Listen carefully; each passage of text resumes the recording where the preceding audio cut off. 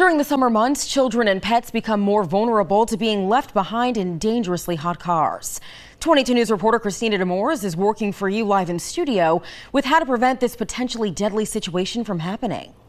Ciara, on hot days like today, every minute is critical. I spoke with a local lawyer about how you're protected by law to save a life if the situation becomes dire.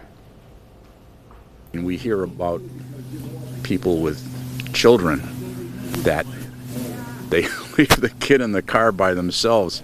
It's no different with a pet. Each year, about 38 children under the age of 15 die from heat stroke after being left in a vehicle.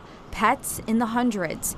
And it doesn't need to be extreme heat for this to happen. Leaving the window open is not enough. According to the CDC, temperatures inside a car can rise by about 20 degrees within the first 10 minutes, even with the window cracked open. So what would you do if you saw a child or a pet left behind in a car on a hot day? If you think a life is at risk, first responders encourage you to intervene. There are always the protections in place for Good Samaritans, but if you have to act fast with good intentions, go ahead and make the entry, as I said, and the next thing you're going to want to do is contact the authorities, and that's why you're staying on scene. Massachusetts residents are protected by the state's Good Samaritan Law, but there are some differences on what to do if you are rescuing a pet from a hot vehicle. They first have to determine there's no other way to get the dog out other than entering the car, and they're supposed to call first responder 911 first, or make an effort to find the dog's owner before using force to get into a car. When it comes to a child, the same measures do not have to be followed. Winston says if someone is acting in good faith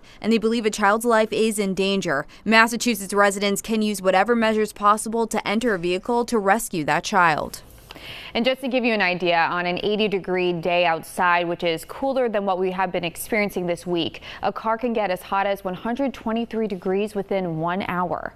Working for you tonight, Christina Demores, 22 News.